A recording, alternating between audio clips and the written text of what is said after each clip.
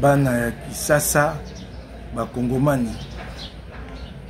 bakongomani esika nyonso bozwani lelo na ye kopesa bino sango ya monene ya lite opposition toza kolengela milulu tokozala na lisanga ya monene libanda ya mboka ba leader nyonso ya opposition bakozala ta ona bi nyonso bakozala bango nyonso po toyeba kosangisa makanisi toyokana tokokenda na dialogue national lolenge nini esengeli te tokoma kuna ya kokabwana oyo aloba boye oyo akenda boye po toyebe ite bokonjo makasi na bango kokabola biso opposition o te batika ya bokonzi ya seko na seko kasi ntango nakobate ba leader ya opposition banso bakozala nayoki nungu ebandi kuna te Martin Fayulu mpe akozala bamosusu babitaya bamosusu babitaya te ata bino moko toloba tete biso towana posa okaboya bato lobi kaka wa nsima Fayulu ye wana atemaki akei ake okutana na Félix Tshisekedi abi bakenda kosala kanda ya pati bakei kuna liboke na bango bangai balinga bakanga esimbi te kaka lelo ata yo moko pata Fayulu yango ozonga esusu oyo winga na commune opposition elongo na Kabila elongo na Katumbi na Matata na Sesanga na Kodé Lubaya na Frank Diongo na Kulutu na ngai Jean-Claude Vwemba na Seti Kukuni kaka lelo ata yo moko biso tokoki koboya te tokoloba tete oya tete kasi pema nano mwa moke toyebi ne tango tokoma na eleko ya dialogue national batata episcopo bango bali bato ya Nzambe bakobengisa yo lokolo opposant so babengisi yo biso tokoboya te kasi lelo yo namoni te lengeni kokosama te opposition tosangana opposition tokobenga wamba signataire ya communiqué conjoint tobimisaki baya lelo baya kosangana lisusu Fayulu aza kati na bango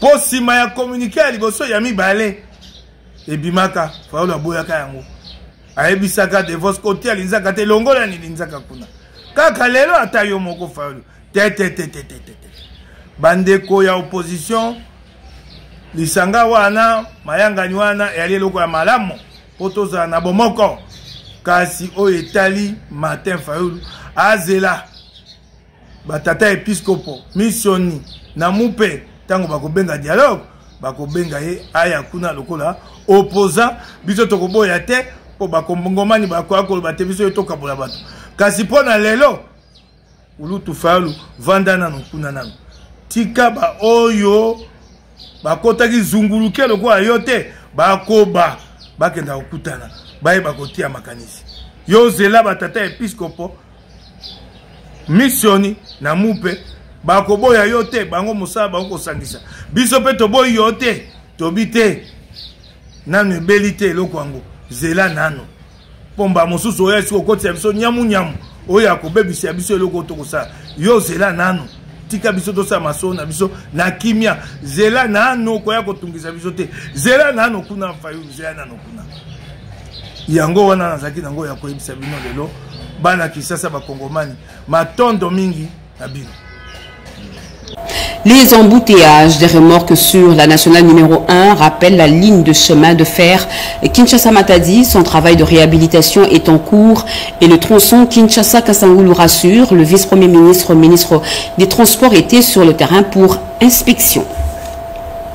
La riposte contre les épidémies exige célérité et matériel adéquat pour épargner les vies humaines.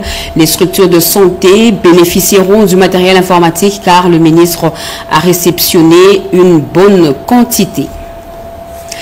Ça fait l'effet d'un séisme dans le secteur minier. Près de 600 titres miniers ont été récupérés par l'État congolais des mains des opérateurs miniers. Comment cela a-t-il pu être possible? L'Institut national géologique du Congo fait la lumière sur les procédés. Voilà pour les titres. Mesdames et messieurs, bonsoir et très heureuse de vous retrouver à travers cette grande édition d'informations sur la chaîne nationale. Décédé à Kinshasa depuis le 15 juillet dernier, Claude Kapembou a été porté en terre ce samedi 6 août à la nécropole entre ciel et terre. Bien avant cela, les derniers hommages lui ont été rendus à l'esplanade du cinquantenaire en présence du chef de l'État Félix Antoine Tshisekedi Tshilombo. Blandine Zovo, Mikalu Sala et Tigana Mvemba. À l'esplanade de l'hôpital du cinquantenaire, le décor funèbre est...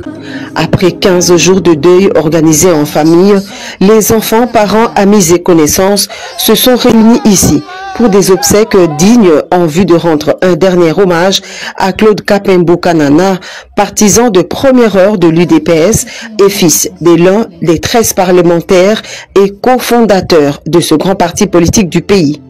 Proche de la famille, le chef de l'État Félix Antoine Tshisekedi Tshilombo est également arrivé sur place pour partager la douleur avec la famille éplorée, visiblement abattue par le chagrin. Au chapitre des témoignages, les enfants et amis du défunt évoquent sa vie, ses passions et son dévouement envers sa famille.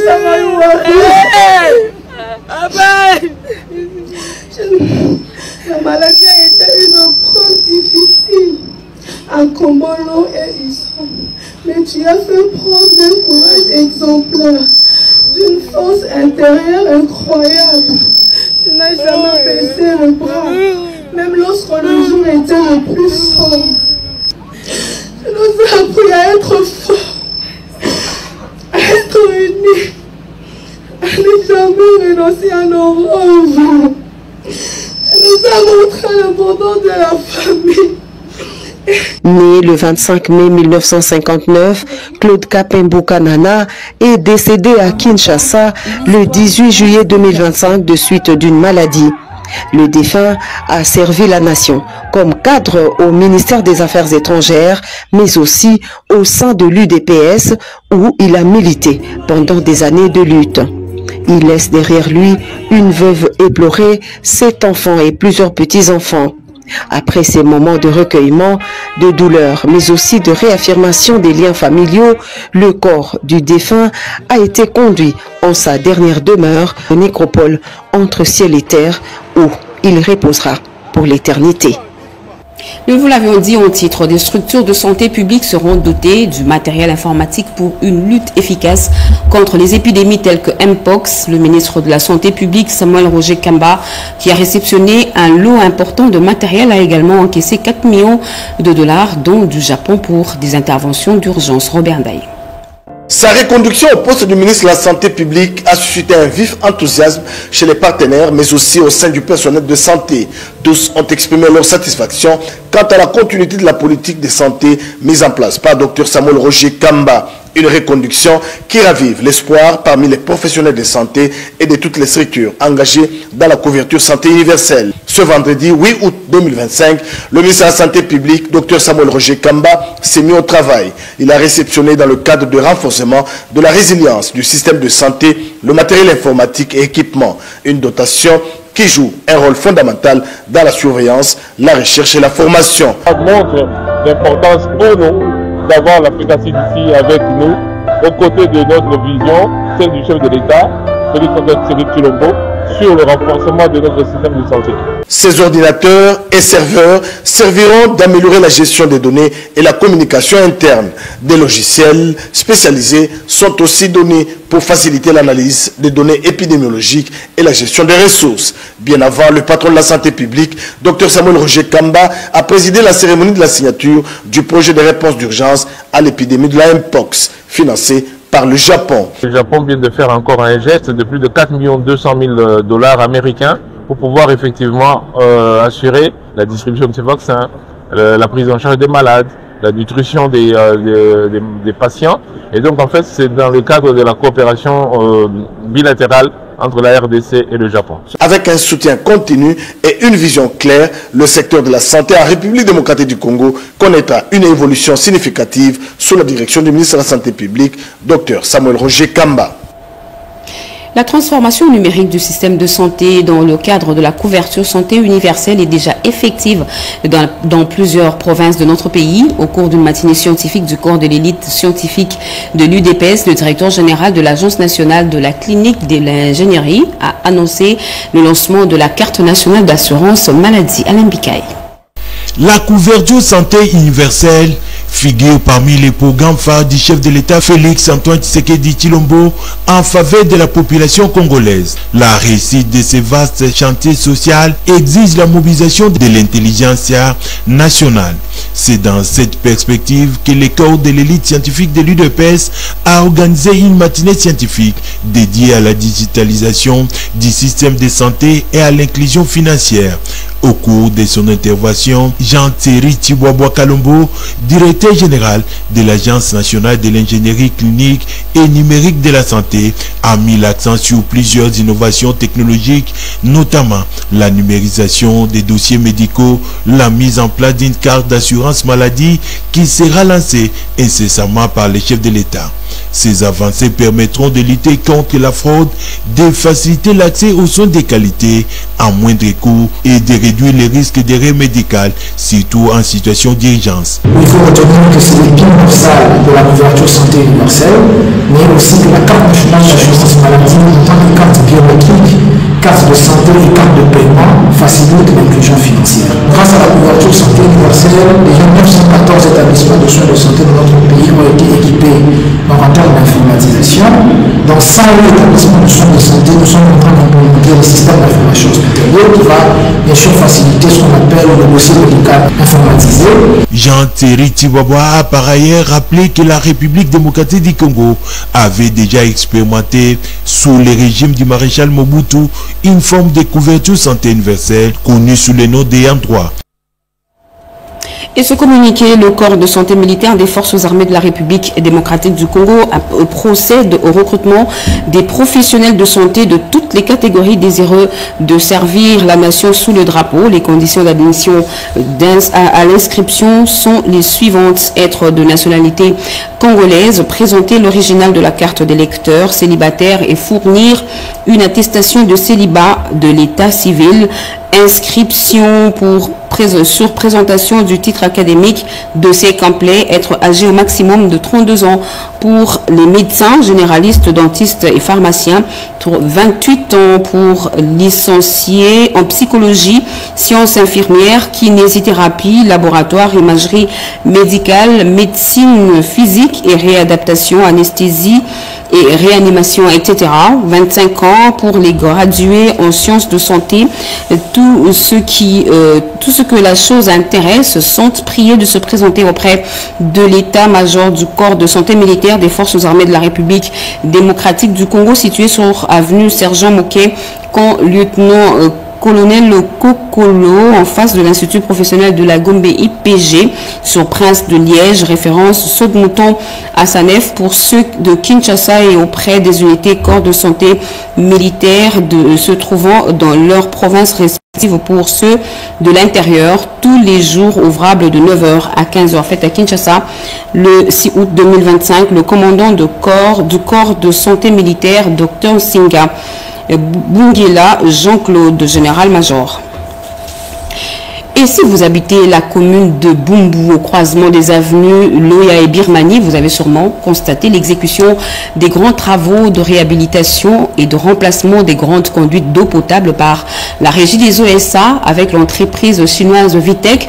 Entre-temps, sur l'avenue de la Libération ex-24 novembre, les travaux de réprofilage de la conduite d'eau menacée par une roche en prix fin. Tous ces efforts, c'est à mettre dans l'objectif d'améliorer la desserte en eau potable dans la ville de Kinshasa.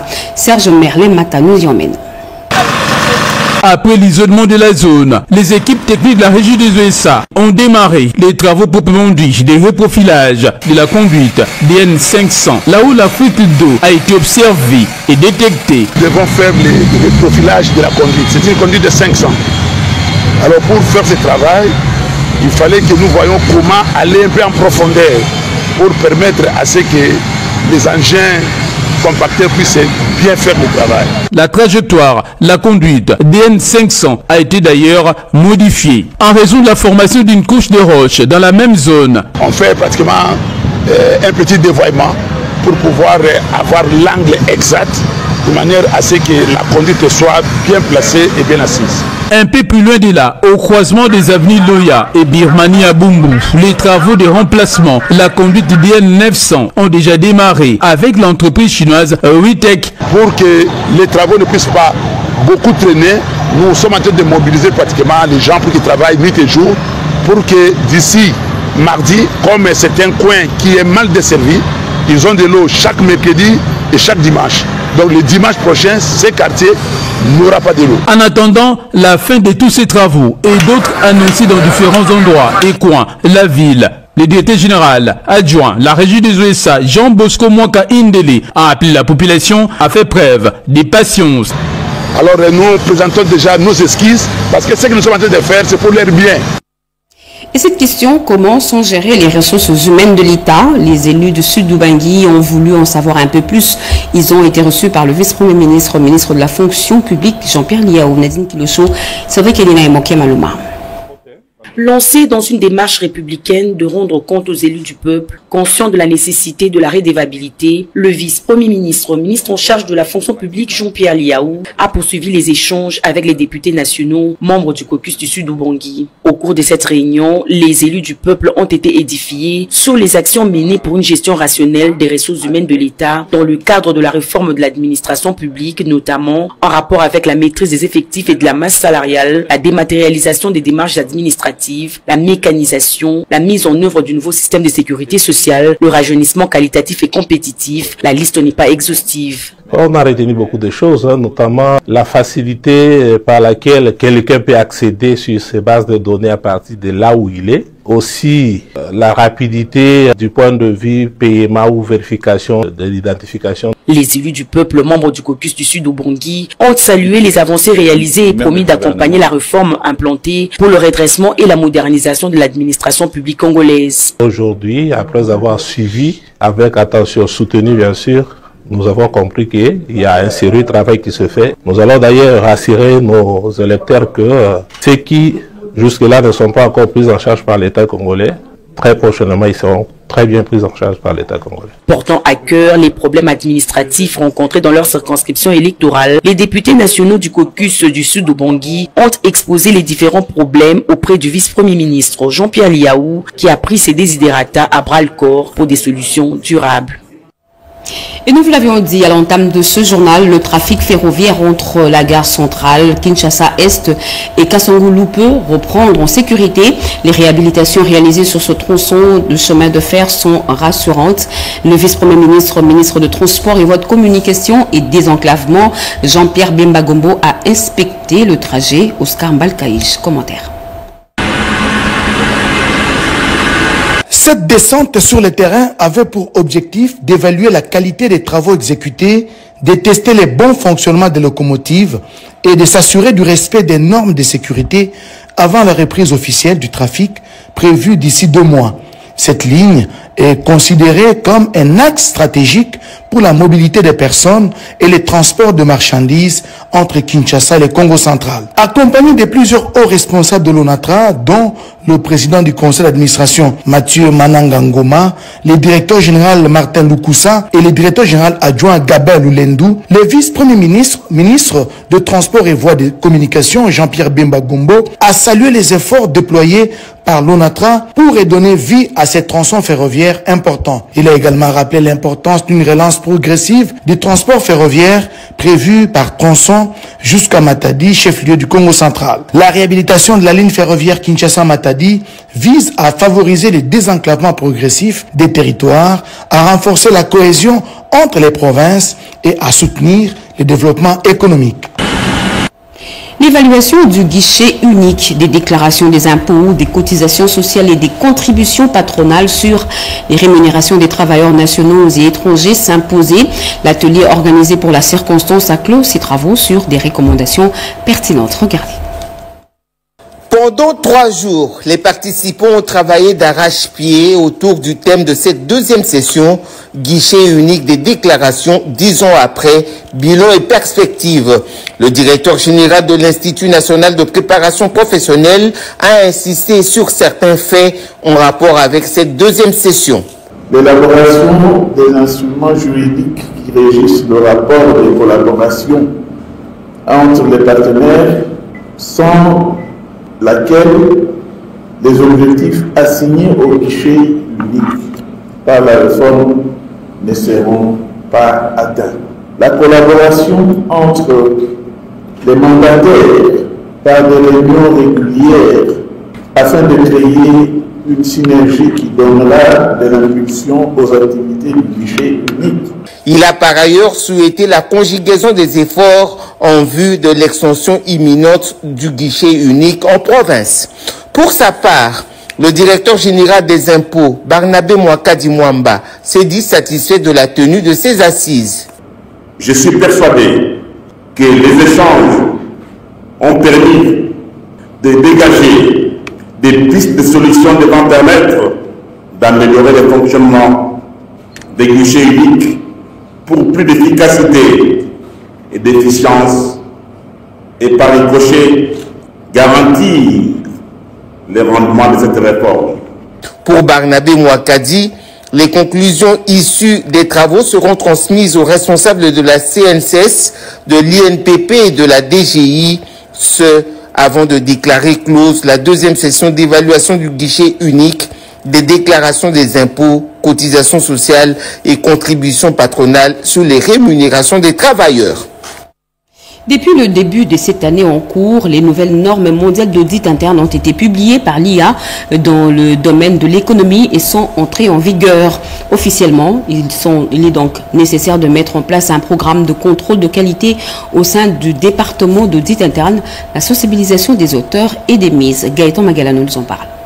2 auditeurs outillés sur la mise en place du programme de qualité au sein du département audit interne. Une formation qui débute par le résultat d'un questionnaire qui démontre l'importance de sensibiliser sur ces programmes. Souvent, les gens se demandent qui contrôle l'audit interne. Est-ce que l'audit interne est un département incontrôlé au sein de l'entreprise? Et donc, aujourd'hui, il était question de répondre à cette question au travers des normes internationales d'audit, d'expliquer comment est-ce que l'audit interne n'est pas un département qui est incontrôlé. Aujourd'hui, avec les normes, on a appris qu'il y a des programmes d'assurance de la qualité en interne ainsi qu'en externe qui sont des exigences des normes internationales d'audit. Échange d'expériences et partage des idées, les participants assis sont invités à intégrer le programme d'assurance qualité. Nous nous attendons à ce que les organisations puissent intégrer ces programmes dans leurs activités de l'audit interne pour qu'à leur tour, ils puissent s'améliorer. Tout comme eux, ils aident l'entreprise à s'améliorer, mais l'audit interne également a besoin d'amélioration et cette amélioration passe par les assurances internes et externes. Depuis le 9 janvier 2025, les nouvelles normes mondiales d'audit interne publiées par l'IA sont officiellement en vigueur. Elle exige que chaque département d'audit interne mette en place un programme d'assurance et d'amélioration de la qualité. Ces normes renforcent la transparence, la performance et la conformité de fonctions d'audit interne à l'échelle mondiale. Et l'autorité de régulation des marchés publics entend faire de la maîtrise des procédures un gage de bonne gouvernance. 10 jours auront suffi pour un apprentissage intensif d'échanges et des travaux pratiques au bénéfice des agents de la cellule de gestion du projet et de marché public et régie des OSA. Cette formation initiée par l'ARMP leur a apporté un plus sur la commande publique. Rikin Zuzilo et Amayoel, Yvette Makuntima, Fiston Wavingana. Après 10 jours d'intenses échanges et de travaux pratiques, la session de formation organisée par l'autorité des régulations des marchés publics ARMP en partenariat avec la régie des OSA a pris fin ce vendredi 8 août 2025. Objectif, permettre aux agents et cadres, membres de la cellule de gestion des projets et des marchés publics, de mieux maîtriser le cadre institutionnel et les procédures nationales de passation des marchés. C'est vraiment des matières très importantes, il faut faire très attention. Travailler avec beaucoup de conscience et beaucoup de sérieux. Voilà, c'est par ces mots, je peux déclarer clos cette session de formation.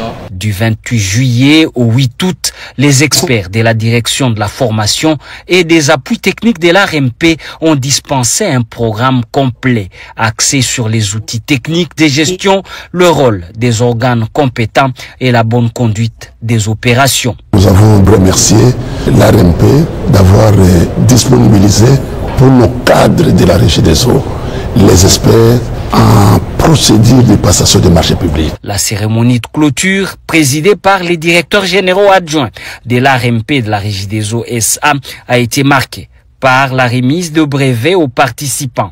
Un geste symbolique qui vient sceller cet investissement dans le renforcement des compétences, gage d'une meilleure gouvernance de la commande publique en RDC.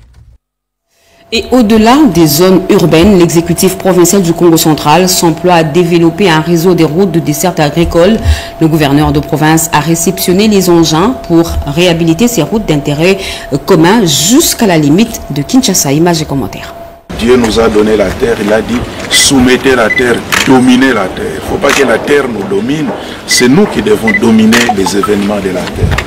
Et cette bénédiction, c'est pour remettre d'abord le travail de notre gouverneur entre les mains de Dieu. C'est par cette parole biblique que l'évêque de Matadi, Monseigneur André Juropindi, a procédé à l'acte de bénédiction de plusieurs engins pour le travaux de construction de routes à travers la province et véhicules de fonction des membres du gouvernement provincial du Congo central, Pempa 9, achetés sur fonds propres de la province, gardés dans l'enceinte de la résidence officielle du gouverneur. Je demande vraiment aussi à nos institutions politiques de rester unis dans le travail. C'est important. C'est le travail qui doit nous unir.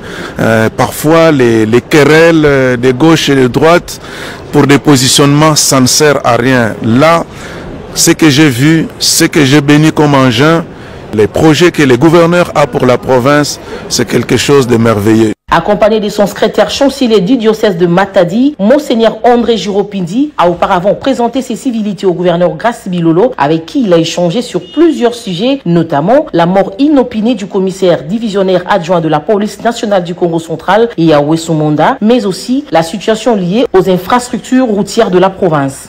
À travers ces engins qui seront répartis en 4 brigades, le gouverneur de province, Grace Bilolo, entend réhabiliter l'entièreté des routes des dessertes agricoles à travers la province du Congo central afin de rester dans la droite ligne du chef de l'État, Félix-Antoine Tshisekedi Tshilombo, dont la vision reste centrée sur le développement à la base. Il faut préciser que ce tête-à-tête entre les deux personnalités est une première depuis l'avènement de l'évêque à la charge épiscopale du diocèse de Matadi, il y a de cela 3 ans. Et le 9 août de chaque année, la communauté internationale célèbre la journée internationale des peuples autochtones.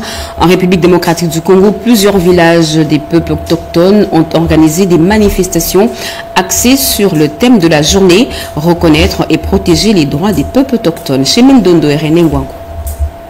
Palper la réalité de peuples autochtones au niveau des territoires, c'est ce qui justifie la célébration de la journée internationale des peuples autochtones dans plusieurs villages à travers la RDC. Ceci pour valoriser les connaissances traditionnelles de Pygmée et les connecter à l'intelligence artificielle. Nous avions privilégié de célébrer cette journée dans des endroits différents de milliers de vies des peuples autochtones. Nous allons soutenir les activités de transmission intergénérationnelle des connaissances traditionnelles, mais aussi de la promotion de la conservation de la biodiversité et aussi les soutiens aux moyens de survie avec des activités génératives de revenus. On doit connecter les savoirs traditionnels des peuples autochtones avec l'intelligence artificielle, et ce qui est très très important parce que il n'y a pas que des savoirs que le peuple autochtone détient, il y a aussi la science et la technologie. Toutes les connaissances liées à la biodiversité et aux forêts et qui aident pour les solutions climatiques, c'est important. Et là, nous menons un plaidoyer pour que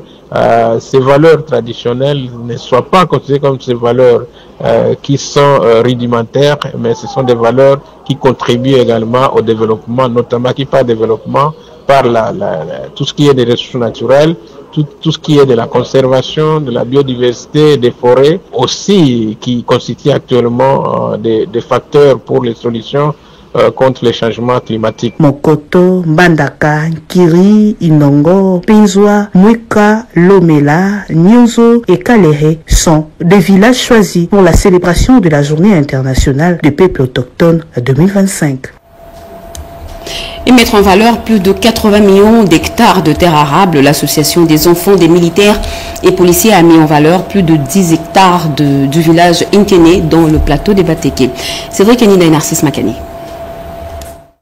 Et si chacun tenait sa houe et sa machette pour labourer la terre, la faim, la crise alimentaire ne serait qu'un triste et lointain souvenir.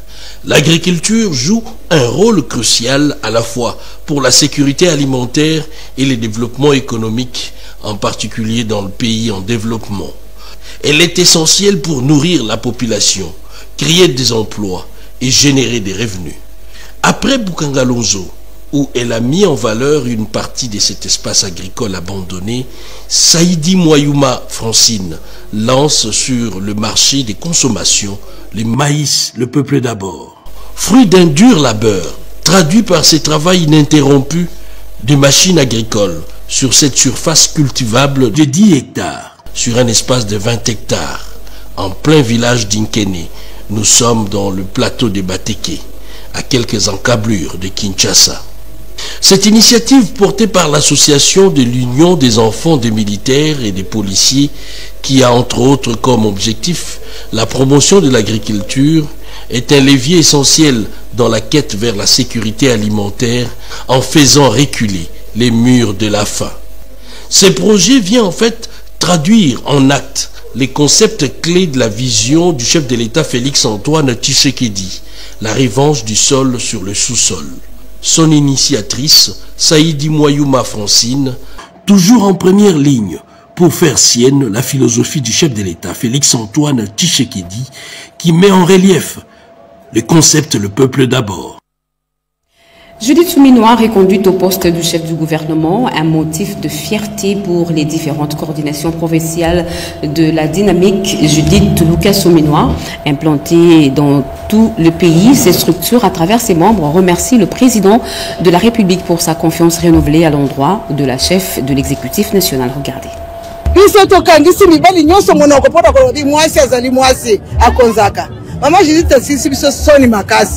C'est toute la République qui s'élève pour saluer la reconduction de Judith Souminois Tuluka à la tête du gouvernement. Dans une série de déclarations, toutes les coordinations provinciales de dynamique Judith Tuluka Souminois, dirigées par Maître Murphy Loutete, remercient le chef de l'État pour ses renouvellements de confiance. Cette reconduction est la preuve de la rigueur du travail bien fait, estime le membre de la coordination Congo centrale.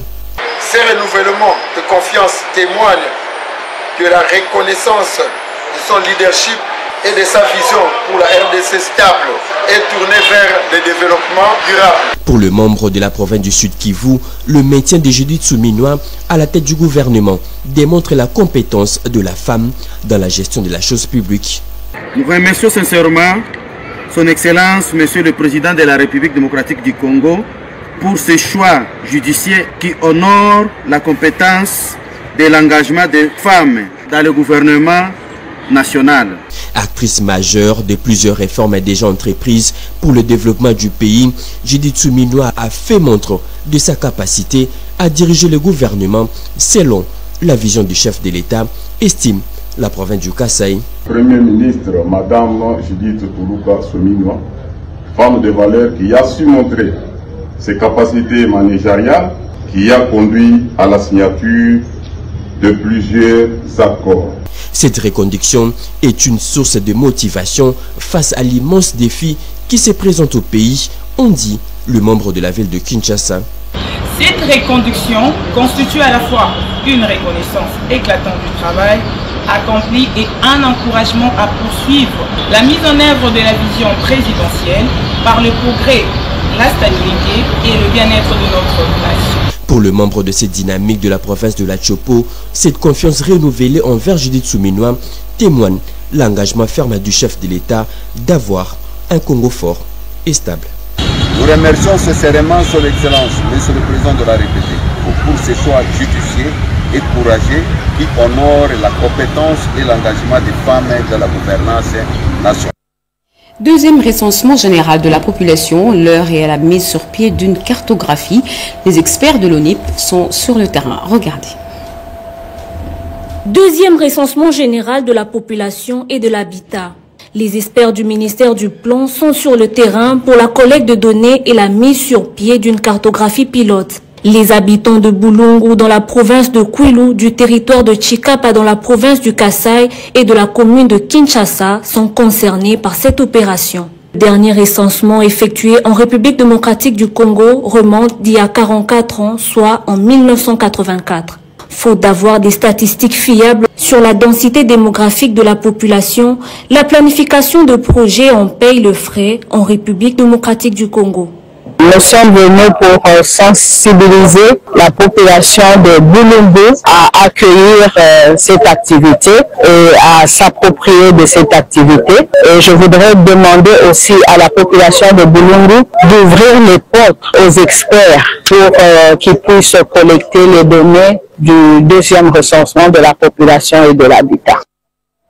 En politique, c'est officiel, la charte et le règlement intérieur de l'Union sacrée seront déposés auprès du président de la République dans les heures qui suivent. Tous ont signé ce document ce samedi au siège du secrétariat permanent de l'Union sacrée de la Nation. Robert Ndadjissi.